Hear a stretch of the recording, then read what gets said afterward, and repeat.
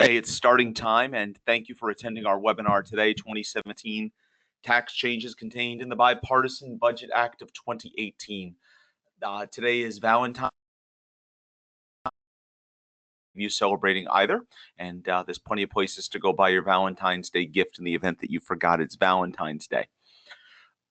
This is a 50-minute webinar. I will attempt to finish in 50 minutes, being respectful that it's tax season and your time. Everyone will get a link for the replay, so that takes some time to process the file, but once the file is processed, I'll be able to upload it to everyone, and you'll get a link to be able to see it and watch it. There's no CE, of course, available for the link. You will receive one continuing education credit for this class. At registration, you should have provided us with your PTIN. If you did not, please email the office. Bottom of this slide, gail@taxpracticepro.com. If you are a CTEC person in need of continuing education, we could not ask you that question at registration. So please also email gail@taxpracticepro, and you can get credit for one, both, or either of these courses. Our first attempt at using an online provider for continuing education certificates, we're using simplecert.net. So instead of an email from our office, you'll get an email from SimpleCert. It is not a come on, it is actually your certificate. You'll log in with the email address you used to register for this class. You'll be able to get your certificate online. The other advantage to this is the certificate is available there on demand, and any future event you take with us, it will also be there at SimpleCert for you to pull down on demand. Sample of the certificates available here in the material. So how did we get to where we are today? The PATH Act, December 18th, 2015, kind of cleared the way for the Tax Cuts and Jobs Act, in that for the first time, not only did we have the extenders done during the year, the 2015 extenders actually passed in 2015, they took care of the 2016 extenders, the belief being that we'd see a new tax act come into play. And during 2017, they sure did pass a tax bill right at the end of the year. The December 22nd Tax Cuts and Job Act, although it was a 2018 law, did give us a number of 2017 extenders that we're not going to discuss here today, but they were some surprises. I hope most of us thought that was it. So we've had for the last 2 years no federal budget, and we've had these continuing resolutions to fund the government. And of course, that led us to not one but two recent shutdowns. And this last shutdown, they passed a bill which included a whole number of 2017. We're a couple of weeks into the tax season, and here we have some additional changes for 2017. So this extended federal funding until March 23rd of 2018. I see a small typo there. It's a kick the can type event, but they've included a couple of other things, the California wildfire relief and these 2017 tax changes. And I see some of you are still logging in.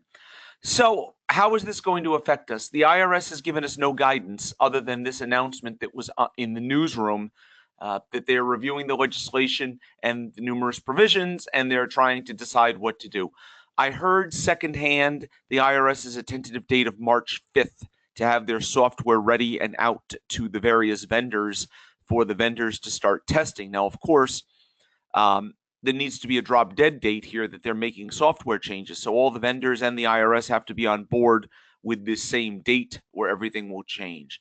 I did call my tax IRS liaison. I do a number of favors for the IRS in that I speak for them, so I have a pretty good reputation with her, and she has no information for us. They haven't heard anything that they can share with us, so be it. So depending on how you count, there would appear to be 31 items that extend 2016 expired laws.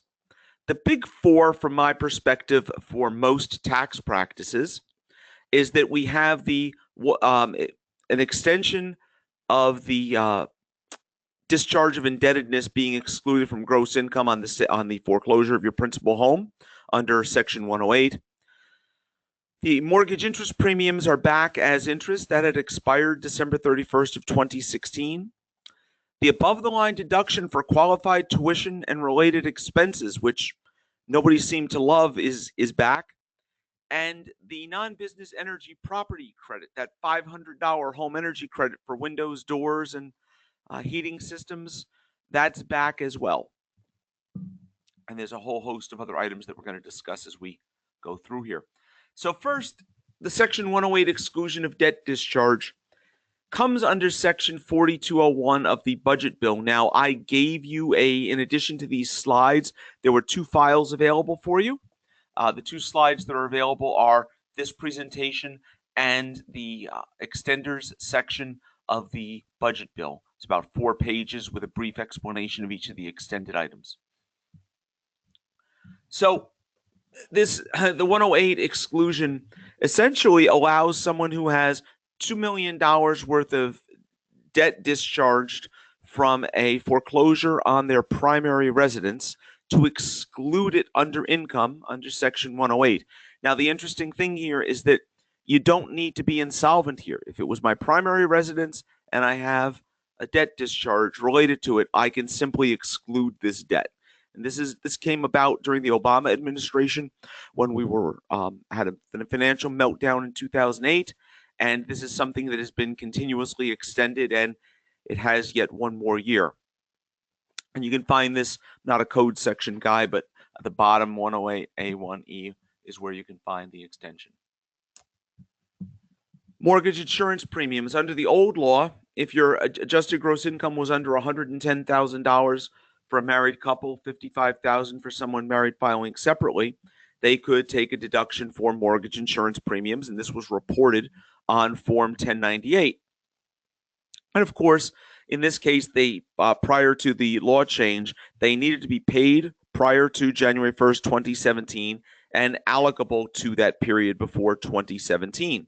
Now, what I find interesting here is some of the mortgage lenders, mostly I'm thinking Quicken Loans, Rocket Mortgage, they sent me a letter with my 1098 that said, you'll notice we didn't report your mortgage insurance premiums, and that's because they're not deductible anymore. What a mistake that was going to be. I don't know how many corrected forms they're going to need to send out now. So Section 4202 of the Budget Act extends the deduction until the end of 2017, that you can treat these mortgage insurance premium payments as mortgage interest. The deduction phases out between $100,000 and $110,000. And at the bottom, happy to give you the code section so that you can see it. You do need to answer, by the way, there'll be polling questions during the day today. You do need to answer 75% of those polling questions in order to get full credit today for today's webinar. And since it's a one credit webinar, it will be an all or none. So please answer the polling questions. If you're watching this on replay, we're not able to provide you with continuing education for the replay. The tuition and fees deduction under the old law, if your AGI was under 130,000 married filing jointly, you could take an adjustment above the line as an adjustment to income for up to $4,000 of qualified tuition related expenses. The taxpayer, the spouse, the dependents. If the income was over 130 but under 160, they were still eligible to get up to $2,000 of adjustment. So this is under Section 4203 of the Budget Act. They've extended the same law through the end of 2017. So same phase out, same maximums as the private law. Easy to remember code section 222. I'm sure that's somebody's PIN code.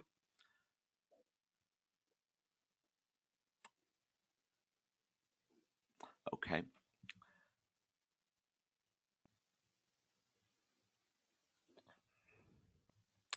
The non-business energy credit. This is that $500 credit that we've had since after 2005. I think it came into existence in 2006. So this is an extension of that deduction and extends through the end of 17. The credit for purchases of non-business energy property allows 10% of the amount paid or incurred for qualified energy improvements up to $500 lifetime. And I believe that like windows and doors are limited to $200. Windows are limited to $200.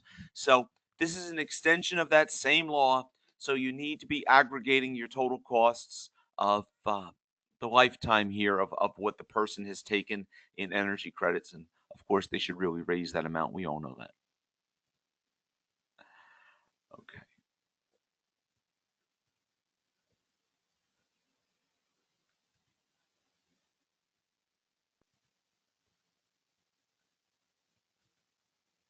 Okay. So I'm going to give you now in the order that I think some of these things are important. I'm going to bring them up in case we run out of time, or in case you need to go, or in case you start to fall asleep. So a very important thing is, even if you don't feel you're a person who does representation work per se or collection work per se, I know many of you are enrolled agents or CPAs, but you probably help your clients get installment agreements. And of course, there's that fee that they need to pay. So the budget bill, adds a new section to the Internal Revenue Code, 6159F. Now, contained within 6159F is a prohibition on the increase in installment agreement user fees. So this goes into effect 60 days from the budget pass, and it's going to freeze the rates as they are right now. So whatever the current cost is, which isn't cheap, the fees won't be able to be raised by the IRS. So I'm thinking that now that it's part of the law, I guess Congress is going to need to change the user fees. It seems interesting here. Tells you what the thought of the administration is about either the IRS or its funding.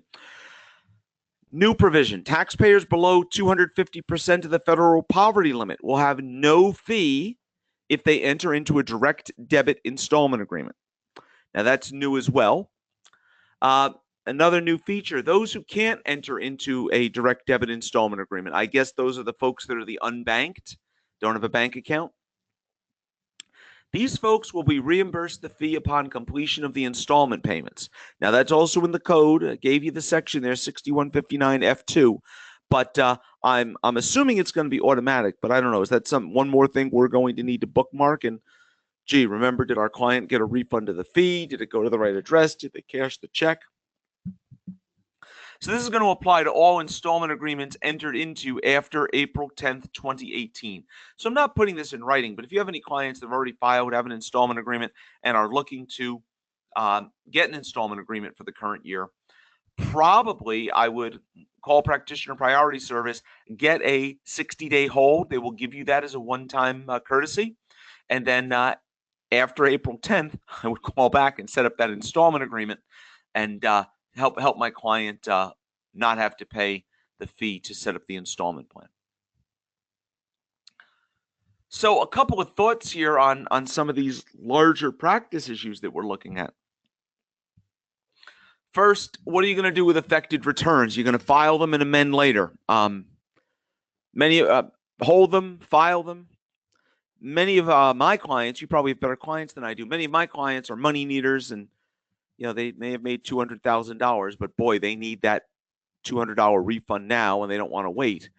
So one thought is it fair to amend that return at a future date?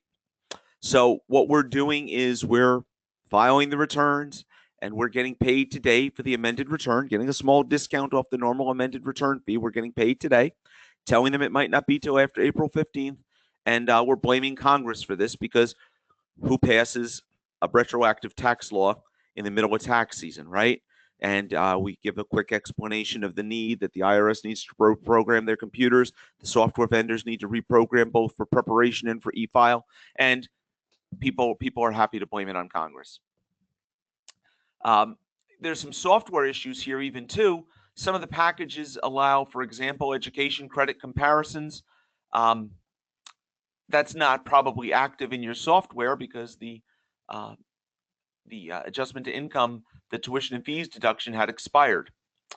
Another issue to keep in mind if you're doing what I am and collecting fees in advance, some states which don't have an education credit do allow the tuition and fees deduction. So when we look at what's best for the client, oftentimes we have to look at the state refund with the credit, with the deduction, versus the state return with no deduction but getting the federal credit. And sometimes, but not always, we find that the client is better off on the tuition and fees adjustment. At least they were in 2016 and prior. So we're keeping in mind the need that we might need to amend state returns, and we're trying to price that in, something you might want to think about too. So there were a slew of business extenders, some of which are more common than others. So I thought I would mention a few of the more common ones first, and then we'll go through this as we talk. on some of these issues.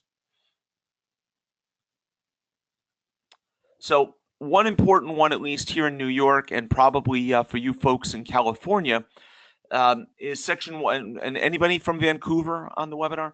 Section 181G, which allowed the expensing of up to $15 million worth of TV, qualified film, and theatrical productions in the year incurred, as opposed to capitalizing them, which was kind of cool.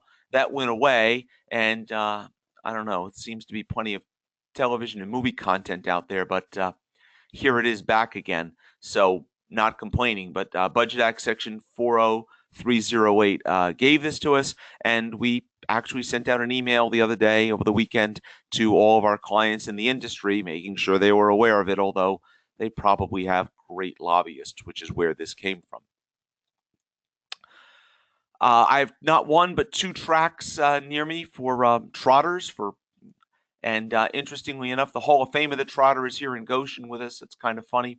But racehorses that are 2 years old or younger, when put in service, are treated as 3-year property instead of 7-year property. So isn't that great that we can write off our horses much more quickly?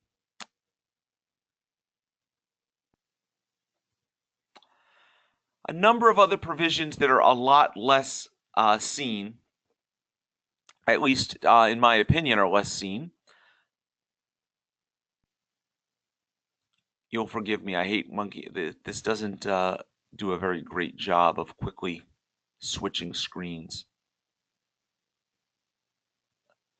And I want to make sure you're seeing the screen. So, all right, a number of the provisions, and I'm giving you these as general information. I don't think you see them much. Maybe you do, different practice than I do. But I want you to be aware that they're out there so that your clients can first make the best decisions, and second, so you don't inadvertently file a tax return and say, oh, shoot. The Indian Employment Tax Credit, Railroad Track Maintenance Credit, Mine Rescue Team Training Credit, the NASCAR credit that motorsports entertainment complexes are treated as 7-year property. Indian reservation property accelerated depreciation recovery periods are extended, right? 168 is depreciation, as you might recall if you're a bit of a code head. And the mine safety equipment expense election under 179 is been extended. Now, this is a little bit both interesting and troublesome. There's a bunch of economic tax benefits for Puerto Rico, which I think is great, buried into some of this, but some of this starts to get confusing. So the DPAD, Section 199, the Domestic Production Activities Deduction, actually died, was repealed under the Tax Cuts and Job Act, and kind of replaced by 199A, which was the 30% deduction for qualified business income. Well, the 199 section is being revived with respect to qualified activities located in the Commonwealth of Puerto Rico. So this is going to be very interesting from a computer programming standpoint and from an implementation standpoint. So be aware that that's back. There's a special rate under Section 1201 for qualified timber gains. There's also an exemption under the Affordable Care Act for the 3.8% tax. So anyway, this has been returned, and it's worth taking a look if you have anyone either in the timber industry or who deferred selling timber. This is back. Empowerment zone tax incentives are retroactively restored, and the American Samoa Economic Development Credit is retroactively installed. There are a number of other energy extenders and they're covered in sections 4104 to 40416 of the budget bill. And in taking a look at them, some of them deal with nuclear power, a bunch of solar projects, a bunch of them for home builders. Again, if you have clients that are bummed that they've lost these credits, there's something to go and take a look at. And of course, there's no regulations here. We're going back with the things that were otherwise in place prior to Tax Cut and Job Act. So Section 911, for those of you that are not familiar with Section 911, this is the foreign earned income exclusion, or some of you think of it as the 2555, the $104,000, $108,000 that your taxpayer can exclude. One of the requirements for taking this exclusion is the taxpayer needs to have a tax home within not a house physically, but within the IRS definition of a tax home. They need to have one outside the United States. So Section 41-116 of the Budget Act expanded the definition of tax home, and they've added a clause that says an individual serving in an area designated by the president as a combat zone is deemed to have a tax home outside the United States for purposes of the foreign earned income exclusion. I'm still digesting this, how it's going to work. Most of my folks in a combat zone have an exclusion from pay to begin with. So I've got to talk to Kathy Morgan or some of my military friends and folks who do a bunch of military returns and understand what this means. Actually, Marta's on. Maybe you'll think of that and call me. 401k hardship distributions. Why is this in here? Well, a couple of thoughts. First, for your client that comes in and tells you about it. But secondly, maybe you can suggest this to some of your clients. We do tend to run into folks who have money issues or money concerns, and this is something that could help them. So 401k plans have always been allowed to provide for a hardship distribution. It needs to be in the plan, right, in the written document. But, and the employer can always adopt it too if need be and add it. But hardships are covered. I gave you the regulation section there. And there's a second section that disallows contributions back into the plan for 6 months after a hardship distribution. On the one hand, that kind of makes sense, right? That, gee, you needed money so badly. Why do you need to still continue to, how can you afford to put money into the plan? The Budget Act now requires the IRS to delete that regulation, the 401k 1D3 Roman IV, Roman numeral 4, capital E. That section needs to be removed for plan years beginning after 2018. So another thought is a lot of your folks may have to be rewriting their summary plan description for their 401k plan. So don't be surprised if you get requests to help with that. Something else you might want to speak to people. So I feel when some of these things come up, I feel like we're tax protesters. We're going to talk about the improper levy, right? That just sounds like somebody's half-baked argument when they represent themselves in tax court. But the Budget Act, of all places, has added a new code section, 6343 small f. And this talks about wrongful, premature, or otherwise not in accordance with administration procedures levying of retirement plans. So for years after 12/31/2017, which is now, an improper IRS levy that is ultimately removed, the money can be returned into the retirement plan and treated as a rollover. It's treated as a trustee-to-trustee rollover. And further, the Act allows for a refund of the income tax imposed on the distribution. Now, there's no regulation for this. I don't know how the procedure would be. One would think that you need to wait until till the return is filed. But I'm wondering if there's going to be an administrative procedure through a CDP hearing or something to get an immediate refund. I don't think so, but this is going to be something to watch if you have clients with an improper levy. Now, for what it's worth, those of you that know Mark Dombrowski, if you're NTPI graduates, he works almost exclusively in collections for the last 30 years. And we had a chat about this, and he said, I don't think since the Obama administration, since 2008, 2009, he doesn't think he's seen a levy on a retirement plan. So he doesn't know what the value of this necessarily is. But we're going to see what happens. This should be interesting.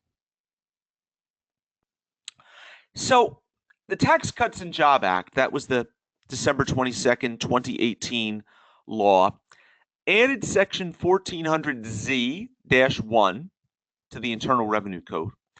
And this allowed for the creation of in certain low-income areas for favorable tax incentives. We had this after Katrina. We had the GO zone, right, with accelerated depreciation and jobs credits. So first, we have to have the law that's going to create the entity. So we have that.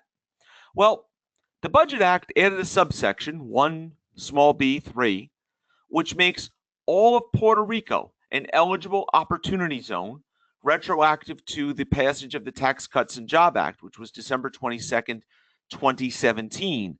So it's going to be interesting to see what incentives are now going to roll out and be available in Puerto Rico to stimulate investment and job creation on the island. And in so much as maybe we dropped the ball in what happened there after the hurricane, hopefully this will make up for it a bit.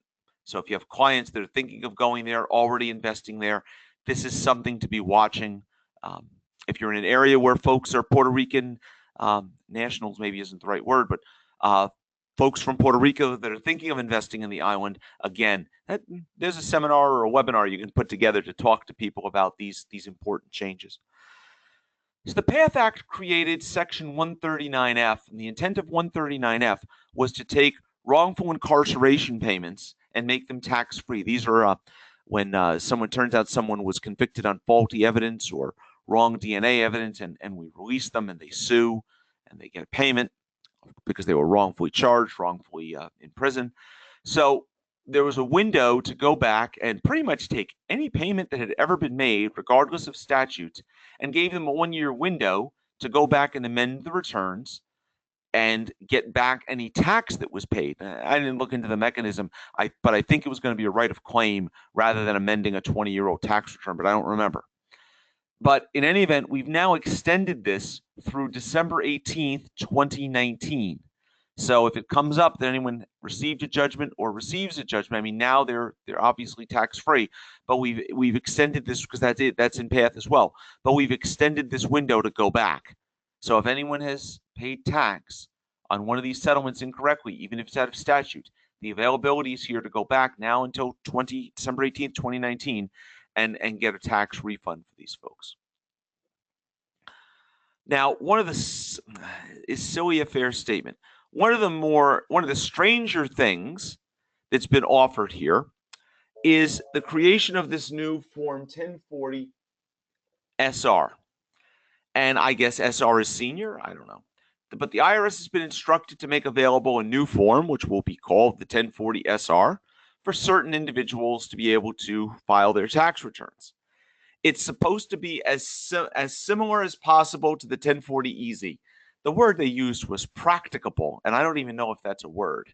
The form shall be available only to those who are age 65 or older by the close of the tax year. It's to be designed to be used even if income for the year includes Social Security, distributions from a qualified retirement plan, annuities, or other deferred payments, interest, dividends, capital gains, and losses.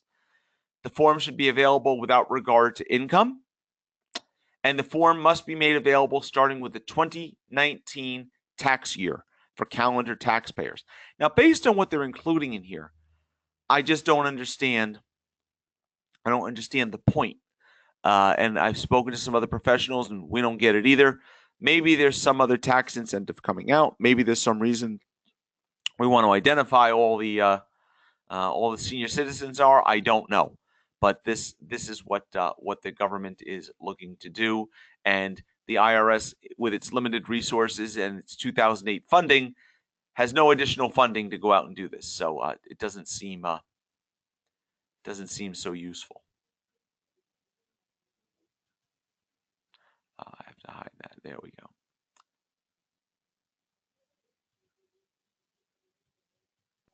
Bear with me a second, folks. Sorry with the screen.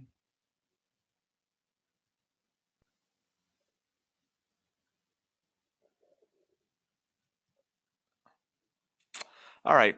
Casualty losses are of course with us still. But I want to talk about disaster losses. Now, some of this was in the Tax Cut and Job Act, but it's been expanded to address California wildfire areas. So I want to talk about this here, and I apologize if some of you were already familiar with this. I do think it's important for everyone because we live in a society where you get referrals for folks that don't, everyone doesn't live in your neighborhood any longer. You get referrals from folks who have relatives out of state, out of town. Your clients also move away. It's important to understand some of these more important issues going on. So if a taxpayer has a net disaster loss for the year, the 10% of AGI limitation on these losses does not apply. The $100 per casualty limit is increased to $500 per casualty. I'll take that trade any day, and so will you. Standard deduction is increased by the disaster loss. In other words, you don't lose your disaster loss. You're still going to be able to take this. The portion of the standard deduction increased by the disaster loss is also allowed as a deduction against AMT taxable income for purposes of AMT. The government wants folks to be able to get this casualty loss. They're defining a net disaster loss as the excess of qualified disaster-related losses over personal casualty gains, right? Insurance payments and third-party payments. Qualified disaster-related casualty losses that occurred in the qualified disaster-related personal casualty losses occurred in the California wildfire area on or after October 18th, 2017, and are attributable to the wildfires. Those are also presidential declared disaster areas.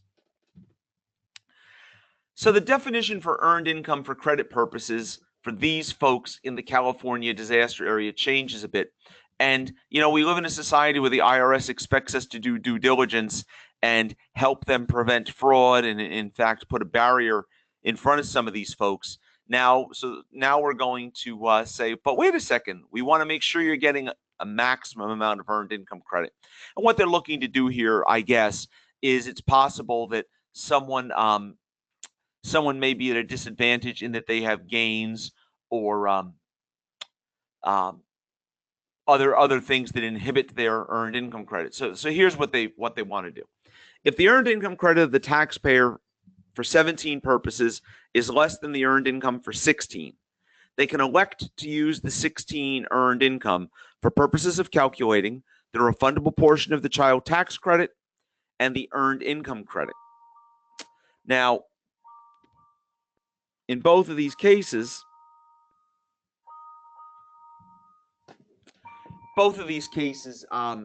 a qualified individual means an individual whose principal place of abode was during any portion of October 8th to December 31st was in a California wildlife disaster zone or the California wildlife disaster area. They had to be displaced by reason of the fires. And interestingly, if they filed a joint return, the rules can apply if either spouse was a qualified individual. And the earned income for 2016 means the sum of both folks for that year. So we're not able to say the husband's income is lower in 16, so I want to take that. And what's the idea here? The idea here is to see what's going to give them a larger overall refund using their 2016 earned income or their 2017 earned income for purposes of making these calculations. There's no real hard and fast rule here, right? Depends where they are on the slope for the earned income credit, which year. But again, you're going to be doing probably 2 tax returns as soon as the software is able to handle this. There was nothing in the wording that said I can't go back and amend. So again, someone who's in need of money, they may have already filed their 2017 return, received the refund, and now all of a sudden here's this opportunity to potentially increase it. Yes, you're going to need to go back and amend these returns. Again, no advice yet from the service, no direction on where we're going to go with it, but something to watch. Okay, so the provisions here, this slide's out of order, I'm sorry. The provisions here are similar to the hurricanes, and the California wildfire disaster zone means any area of California that was designated as a federally declared disaster area anytime from the January 1st of 17 through January 18th of 2018. For old people like me, you'll remember a federally declared disaster area is what we used to call a presidential or a presidentially declared disaster area. That's no longer what they call it. So, all right. So qualified distributions, qualified wildfire distributions. This is mirroring what was done for the hurricane distributions in the Tax Cut and Job Act. Nothing new here other than it's been expanded to talk about California wildfires. So in short, a distribution made from an eligible retirement plan between October 18th, 17 and January 1st, 19, who lives in a California wildfire area and sustained an economic loss can take these distributions and get this special tax treatment. The tax treatment is limited to a total of $100,000 for the current year and any prior or future year, right? It's only going to be $100,000 total that they can take this benefit on. So what are some of the benefits for these qualified wildfire distributions? That 10% penalty under 72T when you're not disabled or you're not 59 and a half, that's not going to apply. The distribution can be repaid during the 3-year period beginning on the day after the day on which the distribution was received. So a 3-year clock after you get the money. The repayment is to be treated as a trustee-to-trustee transfer. So custodians are normally limited to taking either the exact amount for the rollover or the current year contribution of $5,500 or $6,500. And what this is saying is they can take up to the amount that was withdrawn. Can be put in over a 3-year period, can be put over multiple payments. Amazing. This applies to IRAs. So clients who are in need of short-term money, I don't know, they got to fix their house or they don't have the right insurance coverage. Here's an ability to get money out and potentially pay it back with no tax. Or next bullet point is they can make an election to put the money, tax the money over a 3-year period, starting with the year they took the money out and the 2 subsequent years. They can elect to have this provision not apply as well. It's not clear to me yet if we as the tax professionals need to code the 5329 or the 8606 to do this, or if there's going to be an election form. I was thinking back the years of, if you remember the Roth IRAs, we coded it that they wanted that 2-year, right? It's been 2 times you could take money out and pay the tax over 2 years. And what happened is they received a letter the following year, right, that said, oh, by the way, don't forget you have to include this in your income. So I'm wondering if something like that is going to happen. No clear guidance yet, but this is the rule. We're still looking for Tax Cut and Job Act regulations. And again, this mirrors the TCJA, so those regulations will likely apply to these as well. The distributions are not subject to mandatory withholding. So if your clients are in talking about, hey, I need money and hey, I want to take out the tax, very few clients probably plan like that. I realize that. They just do what they need to do. If your client is in, potentially they can take out less money because if they need, $80,000, your old thinking might be take out 110, pay in 30 in tax. Well, maybe we can tell them just take out the 80. Distributions are allowed from 401k and 403b plans, and these are without regard to whether the employee has separated from service, attained 59, or any other plan distribution requirements. I can't wait to go to one of the custodians and say, hey, by the way, this law change happened, because it was pretty clear that this is effective now. And, you can't expect IRA custodians, pension custodians to spin on a dime like this. And even some of the smaller ones might say we aren't even aware of this yet.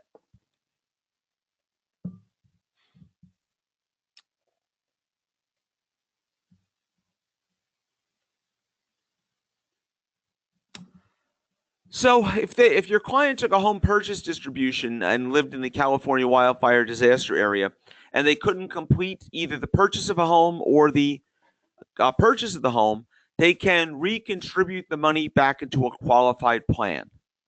So the distribution had to be made between March 31st of last year and January 15th of this year, and there has to be either a contract or some sort of documentation.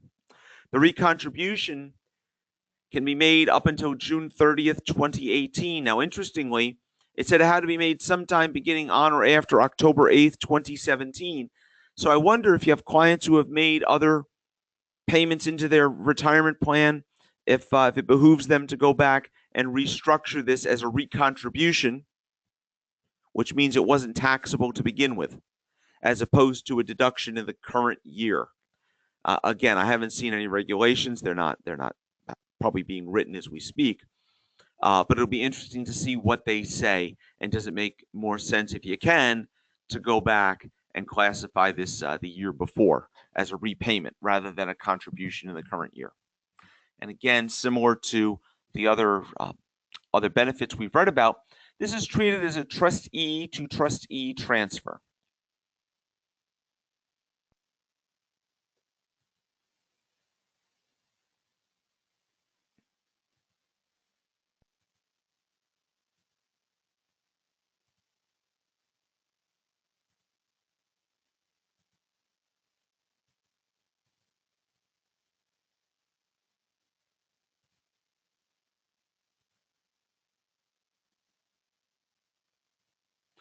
All right.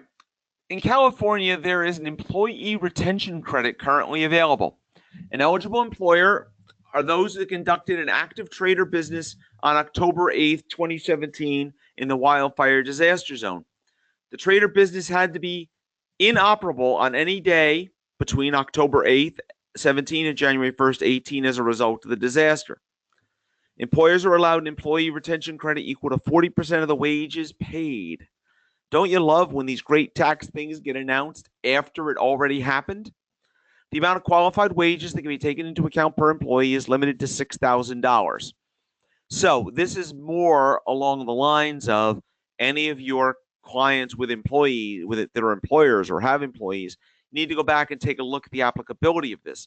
There's not a lot of other guidance written yet. Again, we're waiting for regulations, but this could be very advantageous for someone that continued to pay their employees during the wildfires, assuming they had a business that was inoperable. The Budget Act has suspended charitable contributions in the wildfire zone. So payments, charitable contributions to a qualified charity that's going to use the money towards disaster relief in the affected area in California, you can give away more than 50% of your income, more than 30% if you're donating something, or have a private foundation. Of course, you need contemporaneous written acknowledgement, as you always would, but the charitable organization needs to also state that the contribution is going to be used for such disaster relief efforts. I think that the real reason for this is you might have folks who are have low AGI this year because possibly they had disaster deductions for themselves. So I don't understand what the benefit's going to be, because of course these excess contributions always carry over anyway, but you might get more current year deduction because of the suspension than you otherwise would. All right, so we're actually, surprisingly, we're going to end a few minutes earlier than I anticipated. Let me pop up the last poll question. Usually we go over, but I also didn't take the time to answer any questions. Let's pop that out.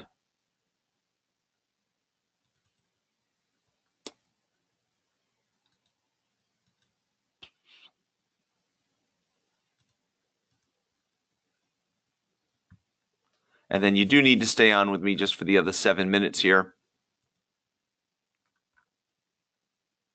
And we'll bang through some questions together.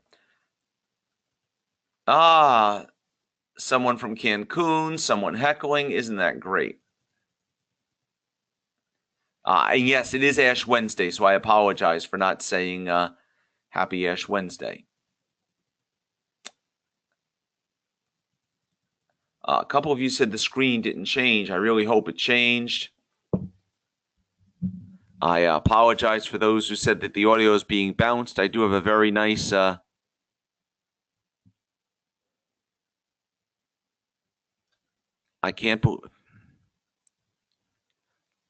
cannot believe that the slides were not advancing, kids.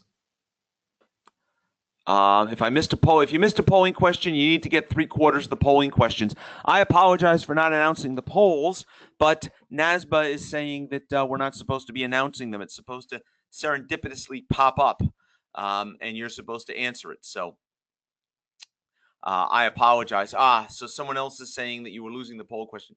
For CTEC credit, did I say Gail at Tax Practice Pro? For CTEC credit, it's Gail, Gayle, but she's on the page in the handout with the CTEC logo. Her email address is on the bottom. Someone is saying I thought the new 1040 SR didn't make the final bill. You know what? I think the 1040 SR didn't make the Tax Cut and Job Act final bill, but here it is in the budget bill, and I verified that on 2 different research services. I use both Checkpoint and Parker, and both talk about it. So they're both reputable services, even if I'm not. And there was a question about disaster losses only apply to the California wildfire losses. No, they also apply to the hurricane losses, but that's a Tax Cut and Job Act matter. And of course, I didn't want to revisit the Tax Cut and Job Act, but sure, that's in there too. And if you'd like, anybody that wants my Tax Cut and Job Act, email either me, John at Tax Practice Pro, or Gail at Tax Practice Pro. I'll send you the slides from our 2018 tax update, and it talks about that too. Happy to share. The EIC is only in California. That question is no. That's also in the other presidential declared areas, but email me. This is Victor asking. Victor, email me and I will send you those slides so you have them, okay? Actually, after I finish speaking, if everyone hangs on for 2 or 3 minutes, I'll see if I can upload them right now for you.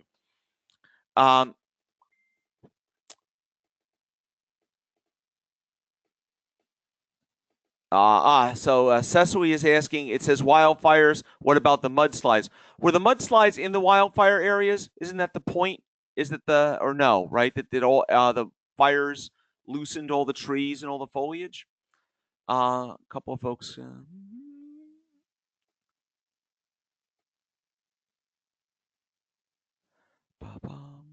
I'm just sliding down. There's about 100 questions, folks. How does one show the retirement distribution on the tax return to not pay the 10% penalty in taxable income? Okay, so purely my opinion. Wait for the regulations. But that's easy. You put down taxable amount 0, right? You report the 1099-R, put taxable amount 0. On the 5329, isn't there an other option to make it not subject to the penalty? Prepare your client to get a 5320 to get a CP 2000 asking for information. Now, I suspect we're going to get some guidance as the software is updated to allow for these things. In theory, you can't file the return right now, right? In theory.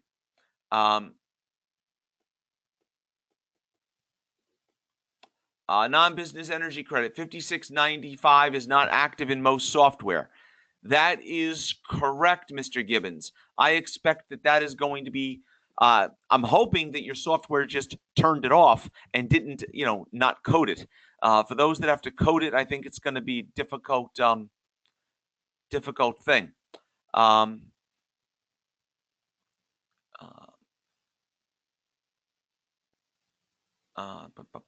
Someone's asking me to announce the polling questions. We're not supposed to do that anymore. Is a shareholder considered a qualified employee for the employee retention credit? Kitty, I don't know because we haven't seen regulations yet. I'm going to guess no, that shareholders and related parties, right, your spouse, your children, aren't going to count, probably greater than 2% shareholders. That's a guess. I don't know. Was the tax credit for solar installations after 9/27/17 extended? Yes, Jerry, but you need to take a read. Can I see the question again? No, sorry. Is the 20% income exclusion for pass-through businesses considered when calculating the SE tax? That's not this webinar, but the answer is that no, it's not, right? Because that deduction comes after your taxable income is calculated. It's from AGI, not for AGI. Susan, if you email me, I can send you some slides or call me. Happy to talk to you. Sorry about all the polling question issues, kids. Please do not earlier as we need the 50 minutes. Yes, Stuart, I'm going to be on for 50 minutes with the questions.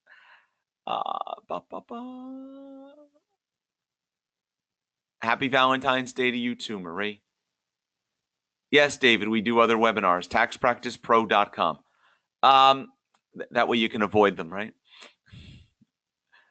There'll be one more polling question. I'll announce that. How's that? We're just about done. And so many polling questions. I just want to make sure I got everybody. Almost there, kids. Hang on.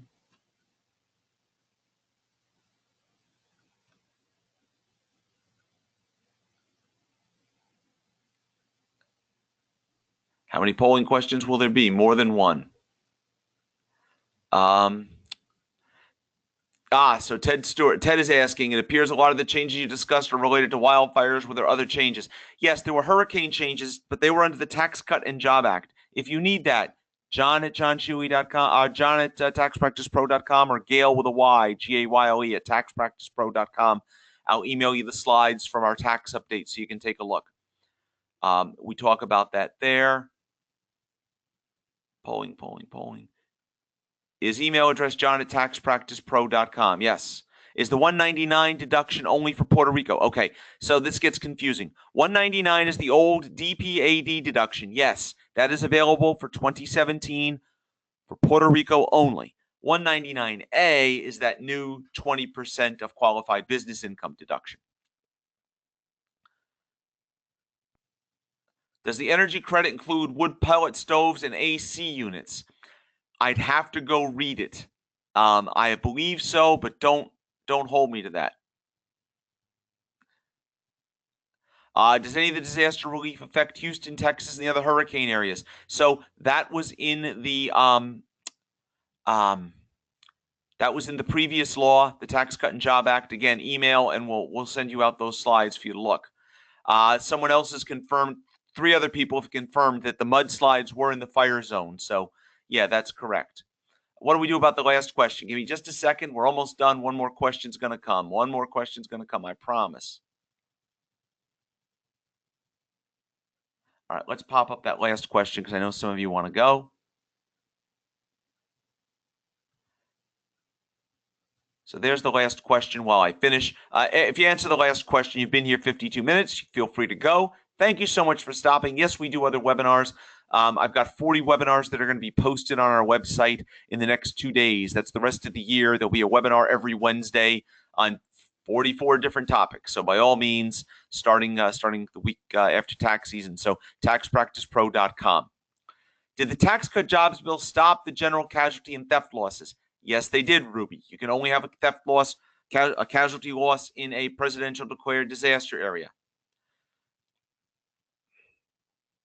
For those of you that didn't get all the polling questions in, if you answer 3/4 of them, you get credit. That means you were paying attention for 3/4 of them. Someone is thinking the 1040 SR will give seniors a free tax credit. Maybe. Does the other class talk about the 30% business deduction? Yes, David, it did. I've got a couple actually out there. None of them are posted for replay yet for resale, but I did 11 times of that. No, you don't need to contact Gail. I posted the last question. Everybody's asking about that last question. For mortgage insurance premiums, are they going to be added onto the interest or waiting for software updates? Okay, I'm waiting either for IRS guidance or software updates. Some of you folks might be thinking about adding in the qualified the mortgage interest premiums onto the other mortgage interest. Consider if that's a true and correct return and if you can really sign it. Certainly the client may get a CP 2000. I'd probably wait, but that's me. I'm a little like that. Bob says the 5695 form doesn't have lines for the stuff that was just extended. That's terrible. Poll question. So many people asking about the poll question. Another person, can we combine the mortgage interest and mortgage insurance premiums? They haven't said you can't. I probably wouldn't, right? They belong on separate lines. Someone is saying thank you. You're welcome. Marty says hello from Hawaii.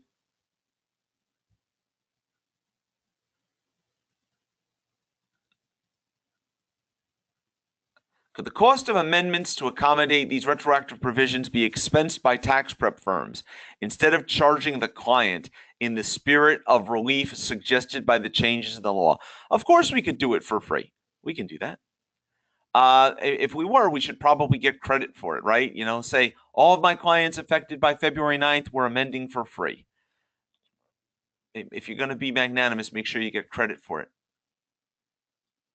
Oh. Someone told me this is the least effective webinar they ever participated in. I'm sorry to hear that.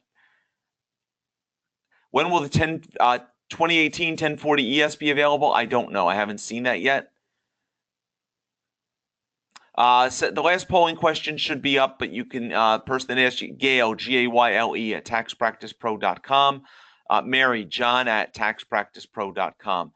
Ted asks, can you claim a dependency exemption for a child making more than the standard deduction if you provide more than 50% of the support? That's very interesting, and I'm not gonna commit to that one. I believe you can't, right? Or did the gross income test go away? Polling did not come up as at 150. You're correct. I put it up at 152. My bad. Welcome.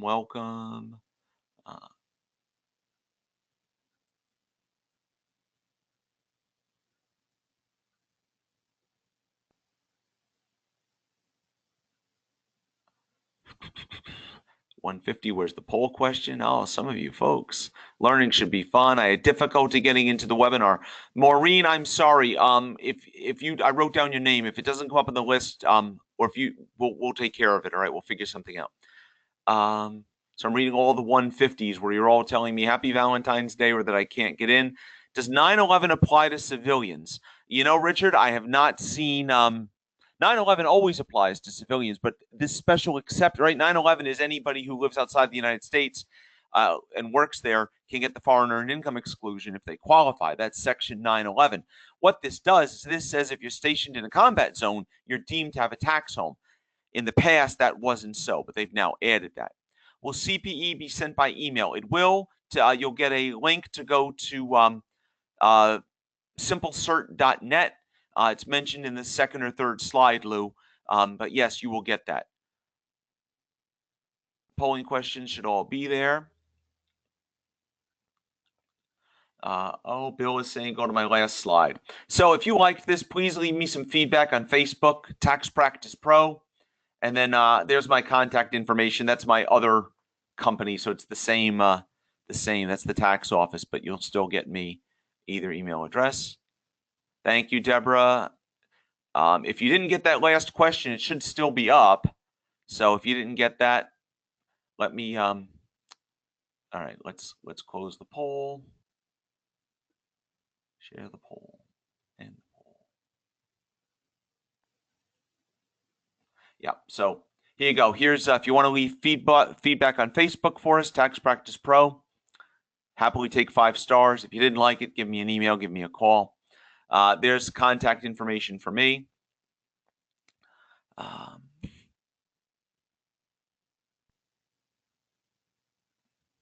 Russell, I may lose these questions, so if you send me an email, I'll be happy to do that.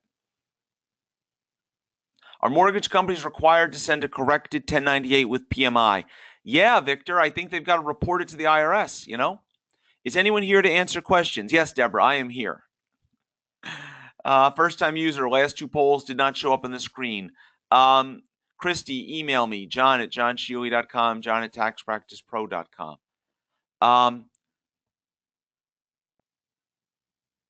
I don't understand why you folks couldn't see the polling questions. Does the energy credit include asphalt roofs? Judy, I need to read. If you email me, I'll happily look it up for you. Owen, john@taxpracticepro.com to get the slides. 199 is still available for 17. It expired for 18. Where there is 199. I don't think that's true. You're welcome, Jerry. The Budget Act effective date, the person who asked is gone. The effective date was after 12/31/17. In other words, I'm sorry, after 12/31/16. It's effective now. The effective of the deletion of 401k. I believe that, so they're asking about what's the effective date of that 401k change, the deletion. I believe that's after 2018. Maureen, how many questions did I ask? I asked 5. So you basically have to answer 3 of the 5, and I'm happy. And I think we're just about done. How do you get bonus depreciation on 15-year property, Jerry?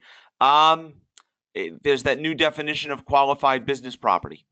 That right, we encompass those 3 different ones, but that's in the other slides. If you email me, send that off to you. Happy to do. Michigan is telling me I should mention Michigan directly. Have a great day. Thank you for that. Thank you. Thank you. Welcome. Mason, could Gloria email me and remind me? I'll take care of Mason.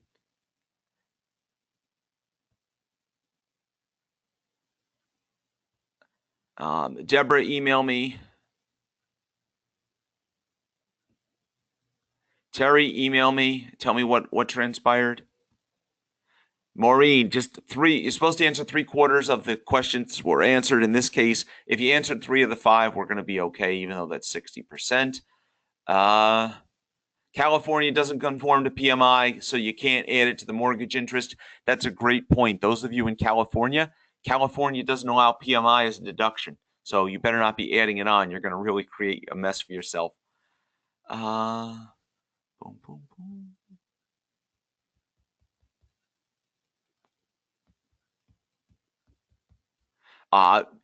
If it says 12/3/17, it's 12/31. That's a typo. I guess I'll go back and look. 199 is the 20%. That is correct. You're welcome. You're welcome. Another Honolulu person. You're welcome. Who would take time to sit on a webinar on a great time like this? All sorts of thank yous. I don't think there's any more questions. And so I'm going to say to everybody, please have a lovely rest of Valentine's Day and happy Lent, happy Ash Wednesday. And our recording will be up as soon as I can. We'll send you all an email so that you can access it. All right? Take care. If you want other slides, email me, john@taxpracticepro.com. If you need any other assistance, CE issues, Gayle, Gayle @taxpracticepro.com.